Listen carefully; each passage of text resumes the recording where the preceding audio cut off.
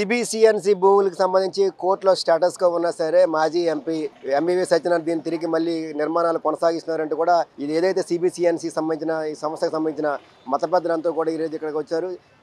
ఇప్పుడు అది గుట్టు చప్పుడు కాకుండా తిరిగి నిర్మాణాలు జరుగుతున్నాయి. దీనికి సంబంధించిన అధికారులు కూడా ఆయన బెదిరిస్తున్నారంటూ కూడా ఏదైతే సిబిసిఎన్సి క్రైస్తవ మత సంస్థ ఉందో దీనికి సంబంధించిన అధికారులు ఎవరైతే ఉన్న పెద్దలంతా కూడా ఈ రోజు ఇక్కడ రావడం జరిగింది. ఖచ్చితంగా కూడా ప్రభుత్వం దీన్ని మళ్ళీ తీసుకోవాలి. దీంతో ఏదైతే గతంలో ఎంవివి సత్యనారాయణ దీనికి సంబంధించిన కొన్ని నిబంధనలు ఉల్లంఘించిన అన్నిటికి సంబంధించి కూడా సిబిఐతో దర్యాప్తు జరిపించాలంటూ కూడా మత పెద్దలంతా కూడా డిమాండ్ చేస్తుంది. ఇక్కడ మనతో పాటు ఈ సిబిసిఎన్కి సంబంధించిన ఈ క్రైస్తవ మత సంస్థ పెద్దలు ఉన్నారు. సార్, ఎందుకు మళ్ళీ ఈరోజు మీరు ఇక్కడికి రావాల్సి వచ్చింది తిరిగి?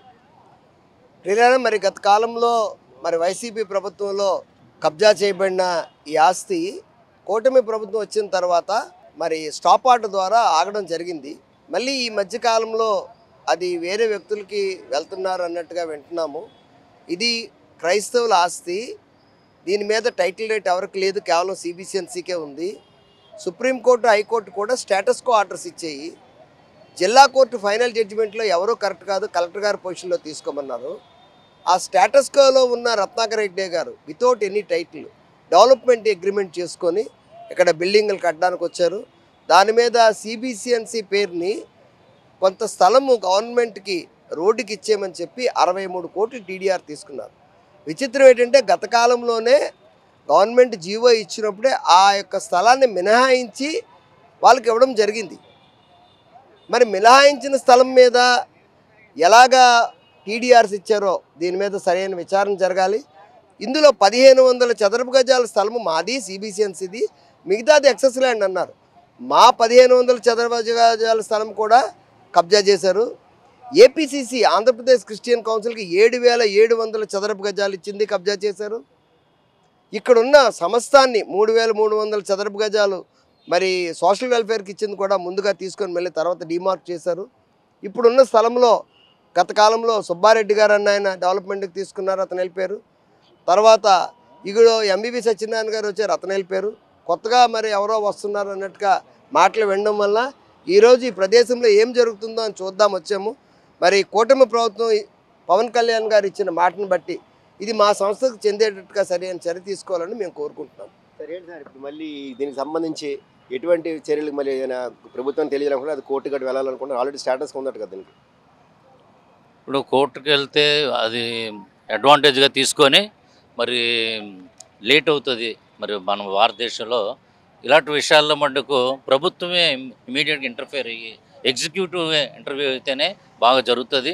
అందులో కొంతమంది క్రైస్తవ నాయకుల్లో ఉన్న విభేదాల దృష్ట్యా కొంతమందిని పట్టుకొని, ముఖ్యంగా మాథ్యూ పీటర్, రాలండ్ విలియమ్స్ ఇలాంటి వాళ్ళు నాయకులను పట్టుకొని వాళ్ళు చలామణి అవ్వడం అన్నది మంచిది కాదు.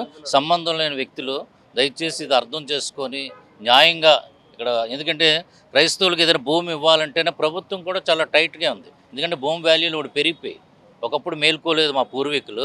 అందుకే ఇప్పుడు సమాధులకు కావాలన్నా కూడా చాలా కష్టంగా ఉంది. అన్ని విషయాల్లో ఏదైనా సరే ఇది ఎగ్జిక్యూటివ్ డిలే చేస్తేనే బేగా సాల్వ్ అవుతుంది తప్ప కోర్టుల ద్వారా అయితే కష్టం. అందుకే దీని మీద డీటెయిల్డ్గా ఎలా అంటే సిబిసిఐడి కానీ కేంద్ర ప్రభుత్వం సిబిఐ కానీ దర్యాప్తు చేస్తేనే తప్ప ఇది అంత బేగా సాల్వ్ అవుతుంది. సిబిసిఎన్సి భూములకు సంబంధించి జనసేన కార్పొరేటర్ కూడా గత కొంతకాలంగా కొనసాగుతున్నారు. పవన్ కళ్యాణ్ తీసుకొచ్చి దీనికి సంబంధించిన విషయం అంతా కూడా ఆయన ఆ రోజు చెప్పడం జరిగింది. పవన్ కళ్యాణ్ కూడా రావడం జరిగింది. ఇక్కడ నిర్మాణాలు జరిగితే ఎవరు కూడా కొనొద్దని చెప్పి నిర్మాణాలు ఆఫ్ చేస్తాం, ఒకరు ఎవరైనా కొంటే మాత్రం ఇబ్బంది పడతారు, కొనొద్దని కూడా ఆయన పిలుపునిచ్చారు. దీనికి సంబంధించి మనతో పాటు మాట్లాడడానికి మూర్తి అయితే ఉన్నారు. సార్, మళ్ళీ ఎందుకు ఇప్పుడు ఈరోజు విషయం కదిలింది? సిబిసిఎన్సి ఆస్తులు క్రైస్తవ మతస్థులది. మత పెద్దలందరూ కూడా ఇది వాళ్ళకి సెంటిమెంటల్గా ఉన్నటువంటి ఆస్తి. 100 కోట్ల రూపాయలు విలువ చేసేటువంటి క్రైస్తవ ఆస్తుల్ని 18,370 గజాలు సిబిసిఎన్సి ఆస్తుల్ని గత వైసీపీ ప్రభుత్వంలో మాజీ వైసీపీ ఎంపీ ఎంవివి పీక్ పేరుతో నిర్మాణాలు చేపడుతున్నారో ఇది క్రైస్తవ ఆస్తుల్ని కొట్టేయకూడదు అని చెప్పి మేము పోరాటం చేస్తాం. సాక్షాత్తు పవన్ కళ్యాణ్ గారు ఆగస్టు 2023లో ఇదే ప్రాంతానికి వచ్చి పూర్తిగా ఇక్కడ నిర్మాణ పనులకు ఏదైతే నిర్మాణ దశలో ఉన్నటువంటి ఈ యొక్క భవన నిర్మాణాలను వెంటనే నిలిపివేయాలి ఖచ్చితంగా, లేదంటే మా ప్రభుత్వం రాగానే ఇక్కడ భవన నిర్మాణాలు అక్రమంగా నిర్మిస్తున్నటువంటి క్రైస్తవ మతస్థుల ఆస్తిలో అక్రమంగా నిర్మిస్తున్నటువంటి భవనాలను కూల్చివేస్తాము. క్రైస్తవ ఆస్తులను ఇప్పుడు కూడా కొట్టేయకూడదు, దేవుని ఆస్తులను కాపాడాలి అని చెప్పి పవన్ కళ్యాణ్ గారు యొక్క చిత్తశుద్ధితో చేసినటువంటి ఆ యొక్క మాటలు ఏవైతే ఉన్నాయో, అలాగే మా నాదెళ్ల మనోహర్ గారు రాష్ట్ర మంత్రివర్యులు పిఎస్సి చైర్మన్ నాదెళ్ల మనోహర్ గారు కూడా ఇక్కడ టైకూన్ కోడల వద్ద డిసెంబర్ 2023లో ధర్నా చేయడం కూడా జరిగింది. అంటే పూర్తి స్థాయిలో ఎంవీవీ చేసినటువంటి అవినీతి అక్రమాలు ఏవైతే ఉన్నాయో ఈ సిబిసిఎన్సి ఆస్తిలోని 63 కోట్ల అక్రమ టీడీఆర్ తీసుకోవడంలో కానీ, లేదంటే సిబిసిఎన్సి నిర్మాణాలు ఎంవీవీ పీక్ నిర్మాణాలు ఇక్కడ ఏవైతే జరుగుతున్నాయో దీనికోసం ప్రకాష్ నగర్ కన్వర్టబుల్ స్టేడియం కాకినాడలో 128 కోట్ల అక్రమంగా టీడీఆర్ ఏదైతే కొట్టేసి ఇక్కడ వినియోగించారో, అంటే సుమారు 200 కోట్ల రూపాయలు టీడీఆర్ అక్రమంగా ఇక్కడ వినియోగించారు. కాబట్టి ఏదైతే క్రైస్తవ మతస్థుల ఆస్తి ఏదైతే ఇక్కడ ఉందో వాటిని పరిరక్షించాలి. కాబట్టి కూటమి ప్రభుత్వం వచ్చిన తర్వాత పూర్తి స్థాయిలో టీడీఆర్ల మీద విచారణ జరుగుతుంది. కాబట్టి ఈ యొక్క నిర్మాణ పనులు పూర్తి స్థాయిలో నిలిపివేయాలి, ఈ ప్లాన్ రద్దు చేయాలి. సిబిసిఎన్సి ట్రస్ట్కి చెందినటువంటి ఆస్తిని ప్రభుత్వం కస్టోడియన్గా ఉండి వీటిని కాపాడాలని చెప్పి కూడా మేము కోరడం జరుగుతూ ఉంది.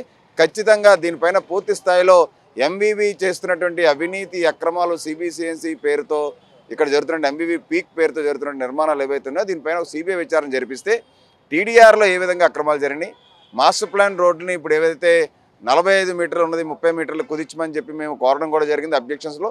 ఖచ్చితంగా ఈ ప్లాన్ అనుమతులు రద్దు చేయాలి, నిర్మాణాలు చేపట్టకూడదు, క్రైస్తవ ఆస్తుల్ని మనం పరిరక్షించాలి, వాళ్ళకి అప్పగించాలి. సిబిసిఎన్సి ట్రస్ట్కి అప్పగించి కోర్టు వివాదాల్లో యాజమాన్య హక్కుల్లో ఉన్నటువంటి ఆస్తిని ఎక్కడ కూడా స్టేటస్ కో మెయింటైన్ చేయబడినప్పుడు ఎటువంటి నిర్మాణ పనులు కానీ ఎటువంటి కూడా లావాదేవీలు చేయకూడదని చెప్పి నిర్మాణాలు ఇప్పుడు జరుగుతున్నాయి, ఇక్కడ స్టార్ట్ అయ్యాయి. మళ్ళీ నిర్మాణాలు ఇప్పుడు కూటమి ప్రభుత్వం వచ్చిన తర్వాత నిలిపివేయడం జరిగింది. కోర్టు ఆదేశాల మేరకు కూటమి ప్రభుత్వం చిత్తశుద్ధితో గత 5 ఏళ్లలో వైసీపీ ప్రభుత్వం ఏదైతే సిబిసిఎన్సి ఆస్తులు పరిరక్షించడం విఫలమైందో కూటమి ప్రభుత్వం వచ్చిన తర్వాత వీటిని పరిరక్షిస్తామని చెప్పి ఉప ముఖ్యమంత్రి పవన్ కళ్యాణ్ గారితో పాటు ముఖ్యమంత్రి చంద్రబాబు నాయుడు గారు అందరూ కూడా చిత్తశుద్ధితో జిల్లా కలెక్టర్ గారు, జీవీఎంసీ కమిషనర్ గారు ఉన్నారు. కాబట్టి ఖచ్చితంగా వీటిని కాపాడి తీరుతాం, వీటిని పరిరక్షిస్తాం. ఏదైతే 10 రోజుల క్రితం ఎంవీవీ సత్యనారాయణ డిటీసీపీ డైరెక్టర్ బిజ్జులత దగ్గరికి వెళ్ళి ఆమె దగ్గర పెద్ద ఎత్తున గొడవ చేసి బెదిరించి భయపెట్టి నీకు కోట్ల రూపాయల ముడుపులు ఇచ్చాను, నా ప్లాన్ ఎందుకు మంజూరు చేయట్లేదని చెప్పి స్థాయికి తన రౌడీ ఎలిమెంట్స్ ఏవైతే వాస్తవ రూపంలో బయటపడినాయో సాక్షాత్తు డిటీసీపీ డైరెక్టర్ విద్యుల్లత గారే మీడియాకి సమాచారం ఇచ్చి మీడియాకి చెప్పిన సందర్భం ఏదైతే ఉందో వీటిలన్నింటినీ చూస్తే దీని వెనకాల సిబిసిఎన్సి ప్లాన్ మంజూరు కానీ టీడీఆర్లో ఇచ్చేటువంటి మంజూరు వెనకాల కోట్ల రూపాయల చేతులు మారాయని సుస్పష్టం అవుతా ఉంది. దీనిపైన పూర్తి స్థాయిలో సిబిఐ విచారణ జరిపించాలని కోరుతా ఉన్నాం. సిబిసిఎన్సి భూమికి సంబంధించి గతంలో కూటమి నాయకులు ఏదైతే హామీ ఇచ్చారో దాని ప్రకారం ప్రభుత్వం వచ్చిన తర్వాత నిలుపుదల చేయడం జరిగింది. కానీ ఈయన ఏదైతే మాజీ ఎంపీ ఎంఈవి సత్యనారాయణ తిరిగి మళ్ళీ అప్పుడు ఉన్న జీవీఎంసీ అధికారులు తిరిగి మళ్ళీ బెదిరించి తిరిగి నిర్మాణాలు చేపట్టడం చూస్తున్నారు. ఎట్టి పరిస్థితుల్లో కూడా దీన్ని ప్రభుత్వం చూస్తూ ఊరుకోదు. మరోవైపు దీనికి సంబంధించి ప్రభుత్వానికి సంబంధించి కూడా టీడీఆర్లు ద్వారా కూడా నిధులు విడుదల చేసుకుని కోట్ల రూపాయలు దీనికి వెచ్చించారు. కాబట్టి దాని మీద కూడా సిబిఐ విచారణ జరగాలంటూ కూడా ఇక్కడ ఉన్న మత పెద్దలు క్రైస్తవ ఏదైతే ఉందో సిబిసిఎన్సి ఈ సమస్యకు సంబంధించిన మత పెద్దలతో పాటు కార్పొరేటర్ మూర్తి యాదవ్ కూడా డిమాండ్ చేస్తున్నారు. వీడియో జర్నలిస్ట్ సత్యేతరాము, విబిసి టీవీ, విశాఖపట్నం.